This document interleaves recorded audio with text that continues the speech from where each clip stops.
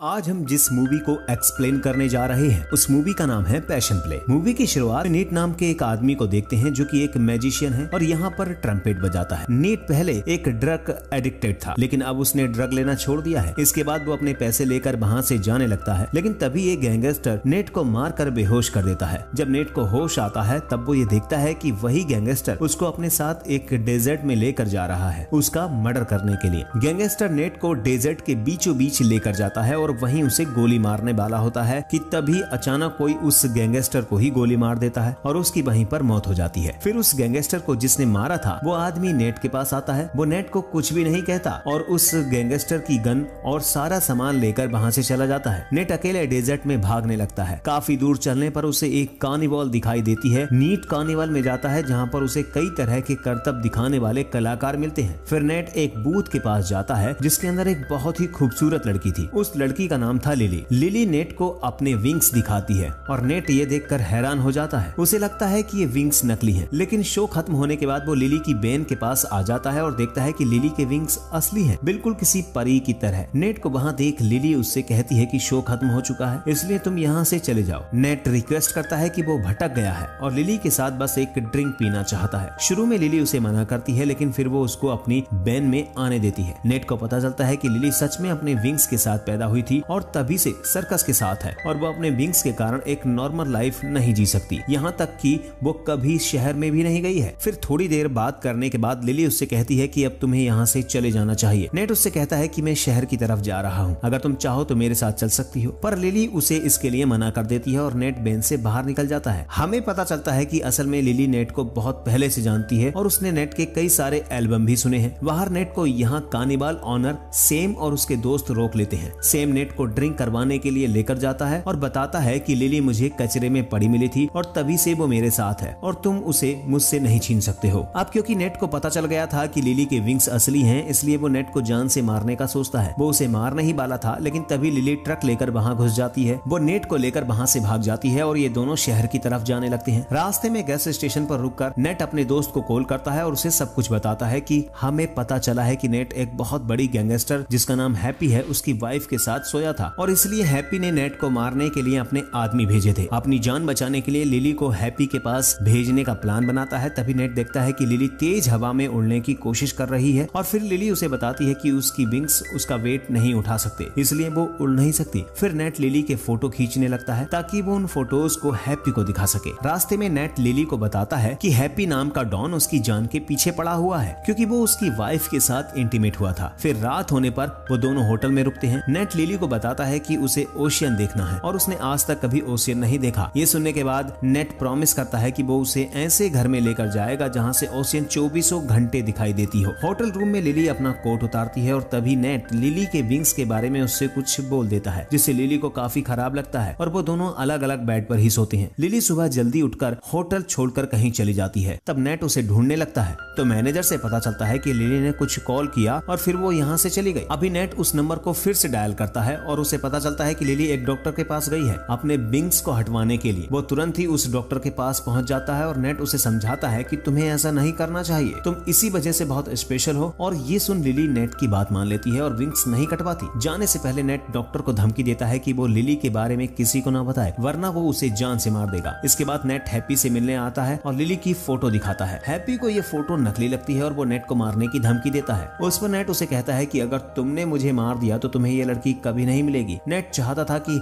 Happy lily के जरिए ढेर सारे पैसे कमाए और उसका 25% नेट को देते रहे। और ये सब सुनकर हैप्पी कहता है कि वो पहले उस लड़की को देखना चाहता है और फिर वो नेट के ऑफर के बारे में सोचेगा। इसके बाद नेट हैप्पी को एक ओपेरा हाउस में मिलने के लिए बुलाता है। अगले दिन नेट लिली को लेकर ओपेरा हाउस के पीछे एक टापू के ऊपर लेकर जाता है। इसके बाद हैप्पी ओपेरा हाउस में आता है और एक लड़की उसे दूरबीन देती है और पीछे वाला दरवाजा खोल देती है। उसी तरफ लिली और नेट बैठे हुए थे। नेट लिली से कहता है कि मैं उसके विंग्स देखना चाहता हूँ और फिर लिली उसे अपने विंग्स दिखाती है। इधर दूरबीन से हैप्पी ये सब देख लेता है और उसे भी यकीन हो जाता है कि लिली के पास सच में विंग्स हैं और वो अपने आदमियों से कहता है कि नेट को मारकर उस लड़की को मेरे पास ले आओ। लेकिन तभी नेट लिली को लेकर वहाँ से निकल जाता है। अब नेट लिली को लाइक करने लगा था, इसलिए वो लिली से कहता है कि तुम एक अच्छी सी ड्रेस पहनकर तैयार हो जाओ क्योंकि मैं तुम्हें कहीं ले जाना चाहता हूँ। शाम को नेट लिली को एक बंद पड़े म्यूजिक हाउस में लेकर जाता है जहाँ पर ओशियन की एक बड़ी सी पेंटिंग बनी हुई थी। लिली नेट से उसकी वाइफ के बारे में पूछती है तो वो नेट बताता है कि उसकी वाइफ थी लेकिन उसकी डेथ हो गई। उसके बाद लिली नेट से रिक्वेस्ट करती है कि वो उसके लिए ट्रम्पेट बजाए और नेट उसके लिए ट्रम्पेट बजाता है। इसके बाद ये दोनों डांस करती हैं और इसी दौरान ये दोनों क्लोज आ जाते हैं और फिर ये दोनों होटल में जाकर भी इंटीमेट होते हैं। अगली सुबह हैप्पी अपने गुंडों के साथ इन दोनों तक पहुंच जाता है। वो नेट के गले पर एक चाकू रखता है और फिर लिली को सब कुछ सच बता देता है कि नेट ने अपनी जान बचाने के लिए लिली को बेच दिया है। ये जानकर लिली को बहुत बुरा लगता है और वो हैप्पी के साथ जाने के लिए तैयार हो जाती है, पर एक शर्त रखती है कि उसके जाने के बाद हैप्पी के आदमी नीट को कुछ नहीं करेंगे। ये सुनकर हैप्पी